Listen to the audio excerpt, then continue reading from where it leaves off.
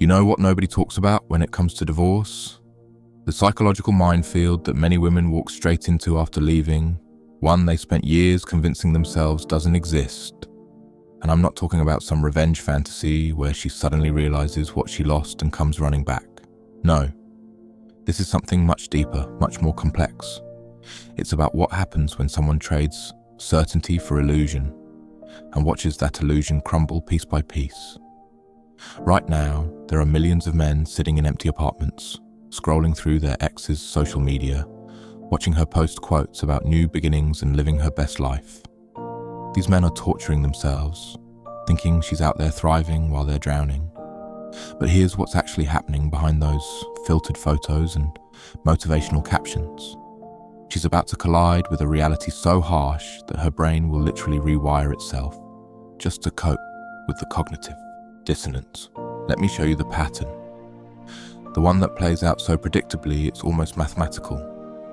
When she walks away, there's a phase that lasts about 2 weeks, maybe 3 if she's particularly good at self-deception. Call it the euphoria phase. The liberation high, the moment where she mentally congratulates herself every single morning for being so brave, so strong, so independent. She wakes up and the bed feels bigger. She tells herself that's freedom, not emptiness. She redecorates, moves furniture around like rearranging the physical space will somehow rearrange her emotional state. She starts that yoga class she always talked about. She downloads dating apps just to see what's out there. Her friends are feeding her validation like it's oxygen. You look amazing, you're glowing, you deserve so much better, he never appreciated you anyway. And she believes it. God, does she believe it? During this phase, she's not actually living in reality.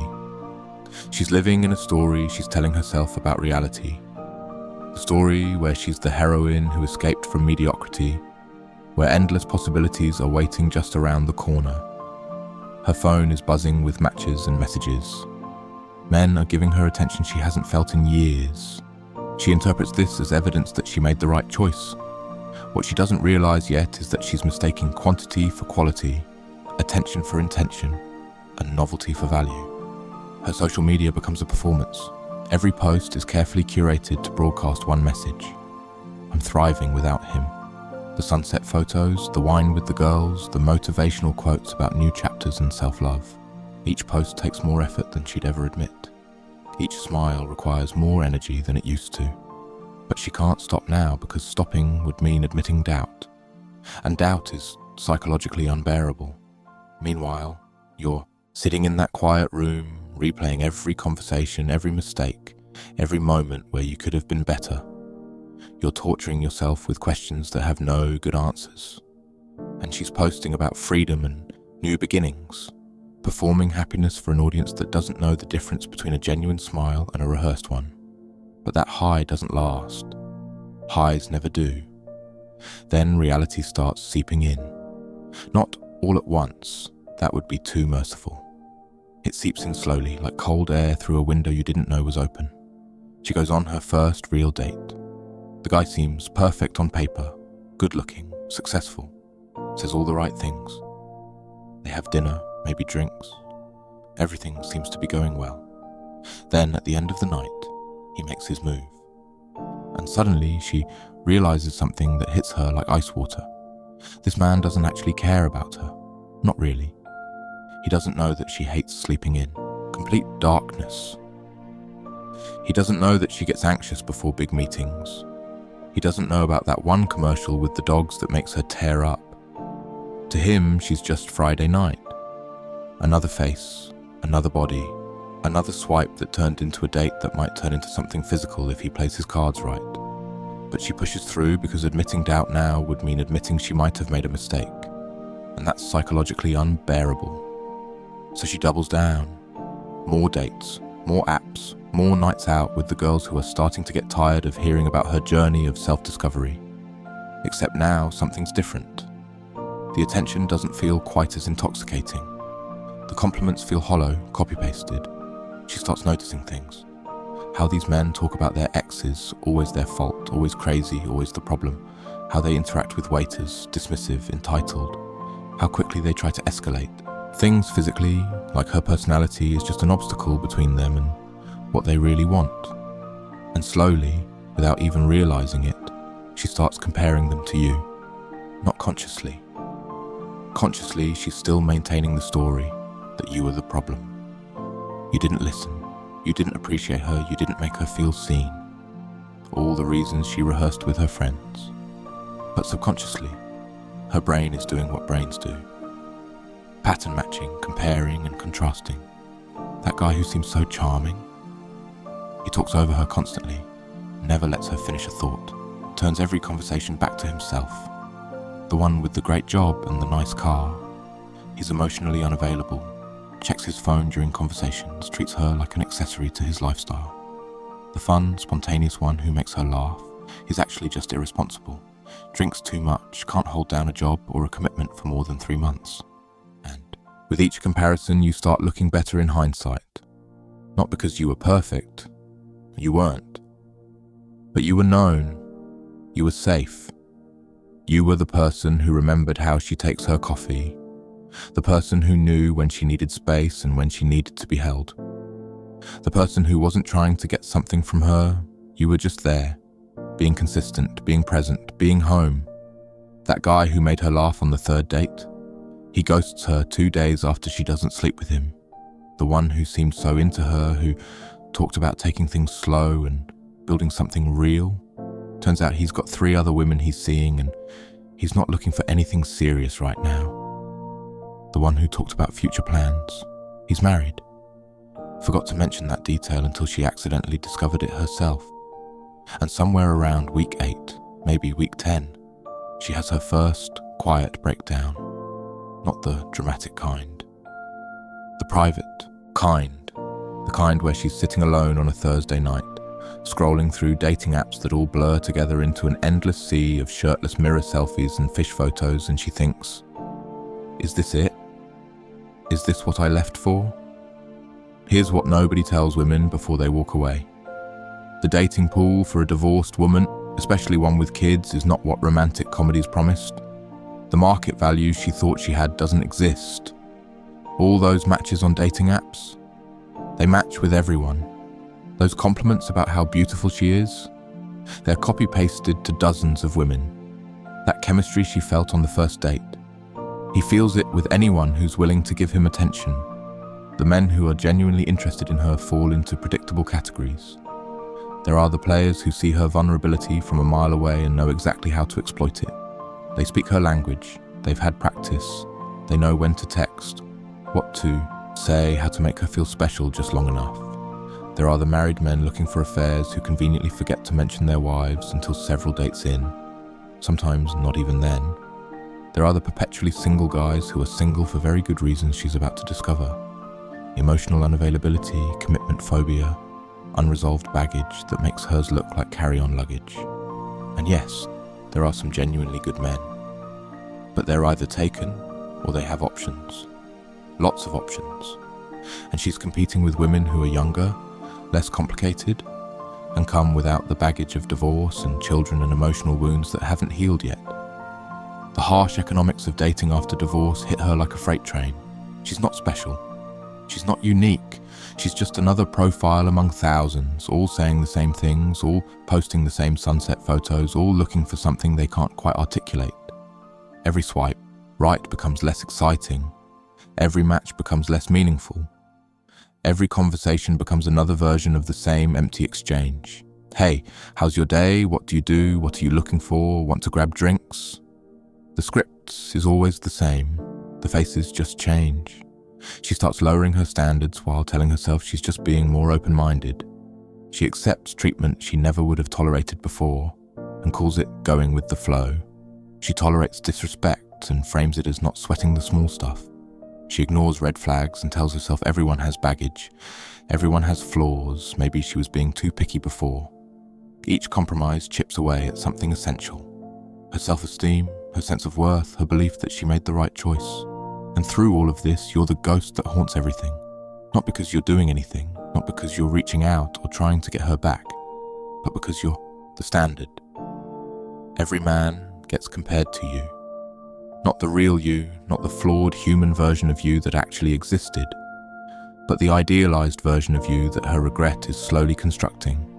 The you that exists in her memory is being edited by nostalgia, polished by distance, perfected by hindsight, and no one can compete with a ghost that she's making more perfect with each disappointing date. Here's something they don't warn you about. When a woman leaves a marriage, she doesn't just lose a partner.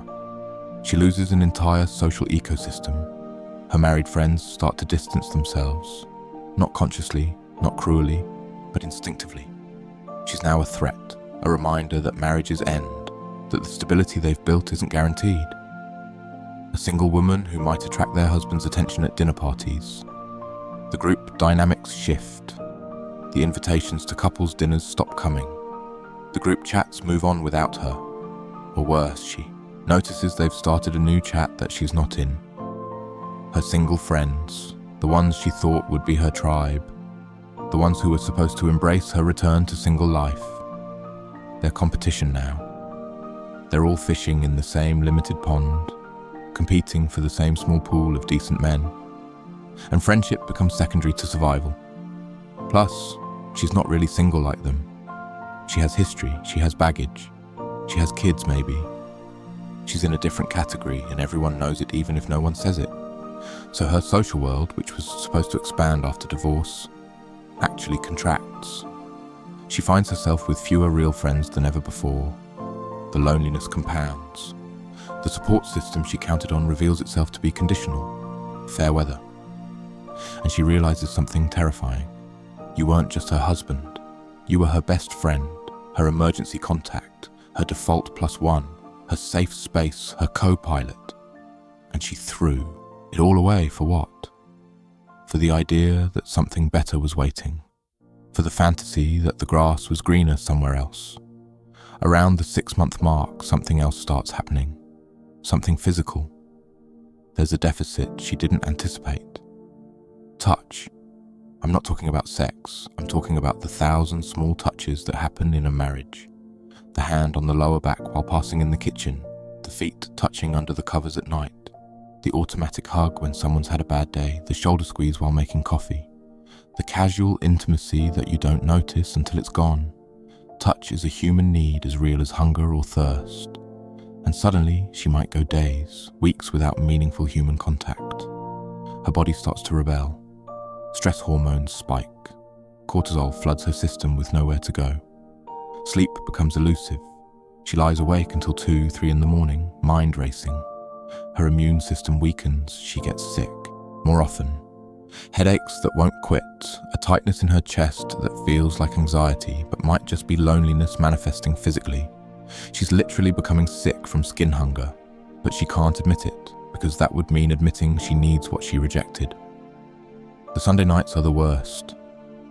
There's a phenomenon that happens to divorced women on Sunday nights specifically. Know why? Because Sunday night is when the performance ends. The weekend is over, the distractions are gone, the kids are asleep or at your place for your custody time. Tomorrow is Monday and another week of pretending everything is fine, of showing up to work with a smile, of performing competence and happiness and having it all together. And in that quiet moment on Sunday night, usually between getting ready for bed and actually falling asleep, the truth creeps in. She's alone. Really alone. Not independent, not free, not empowered, just alone. Some women enter what I call the renovation phase around this time. They become obsessed with self-improvement, but not the healthy kind, the desperate kind. New hair, new body, new wardrobe, new style. She starts working out obsessively, not for health, but for validation. She changes her hair color, gets Botox, fillers, procedures she never considered before. Updates her entire aesthetic, trying to become someone more marketable, more desirable, more valuable in a marketplace that's shown her she's not as valuable as she thought. But it's like rearranging deck chairs on the Titanic. The problem isn't how she looks or how she presents herself. The problem is that she fundamentally miscalculated what was available versus what she had. She's trying to fix an external problem, her appearance, her marketability, when the real problem is internal. She traded something real for something imaginary. and no amount of external renovation can fix that equation. The really tragic ones are those who get into rebound relationships quickly and try to force them to be serious. She meets anyone who shows consistent interest, and immediately tries to recreate what she had with you. She introduces him to the kids too quickly, desperate to prove to herself and to them that life can be normal again, that she made the right choice. She pushes for commitment before trust is established. She ignores red flags that are impossible to miss because being with someone problematic feels better than being alone with her choices. These relationships always implode. Always. Usually spectacularly.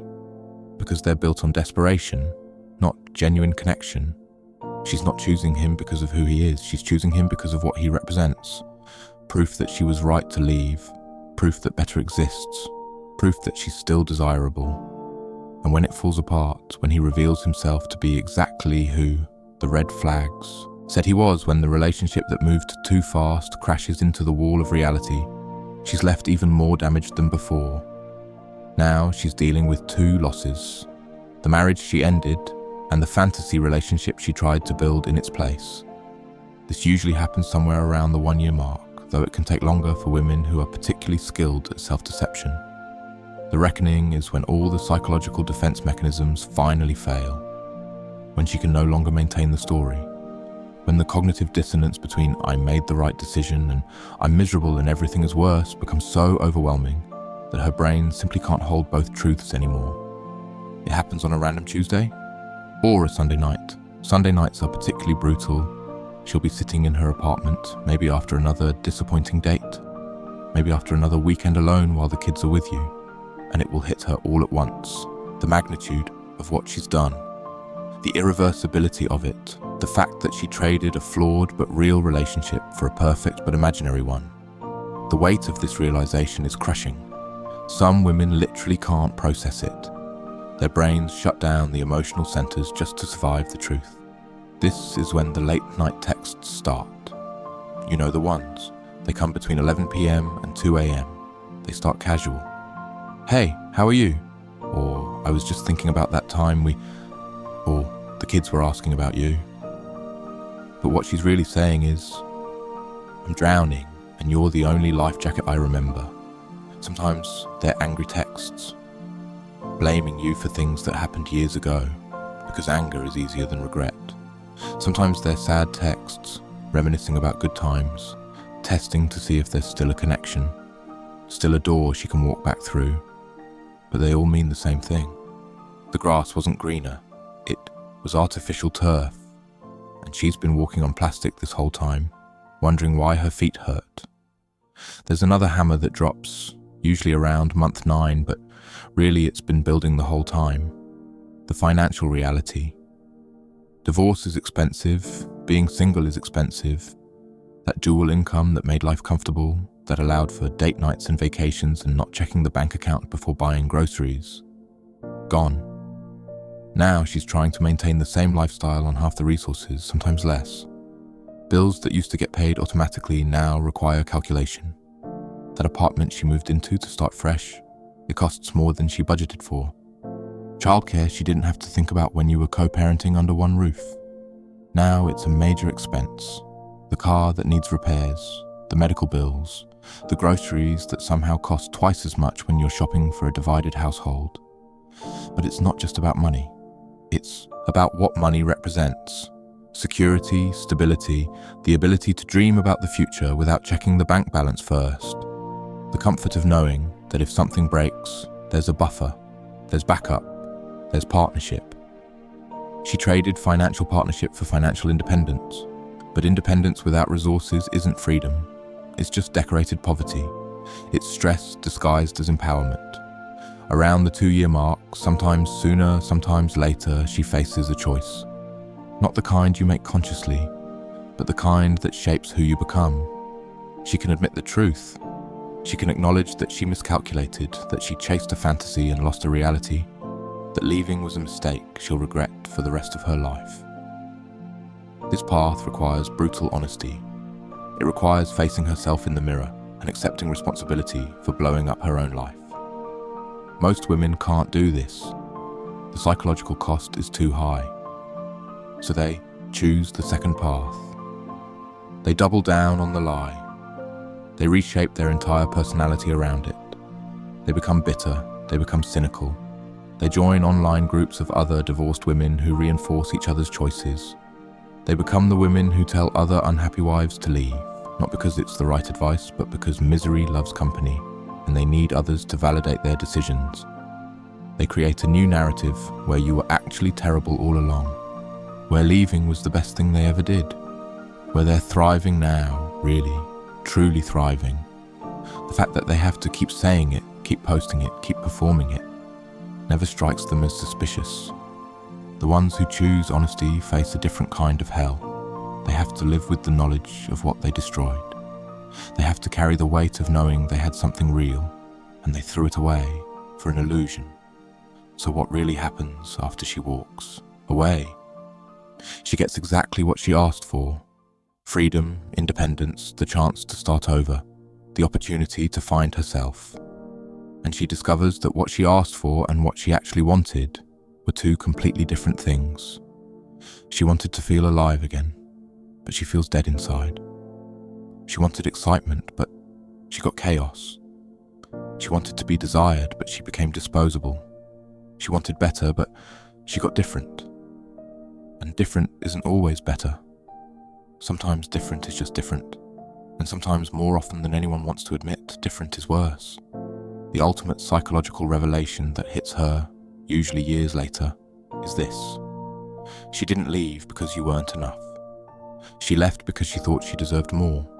But deserving and getting are two different things. The market doesn't care what you think you deserve. Reality doesn't adjust to your expectations. And by the time she figures this out, you've already moved on. Not out of spite, not out of revenge, but out of necessity. You had to rebuild, you had to heal. And in that process, you became someone new, someone stronger. Right around the time she's reaching peak regret, you're probably already someone she wouldn't recognize. You've done the work, you've processed the pain, you've become the man you needed to be. Not for her, for yourself. And that timing, that cruel, perfect timing, is what makes her regret so much more painful. She catalyzed your transformation but won't benefit from it.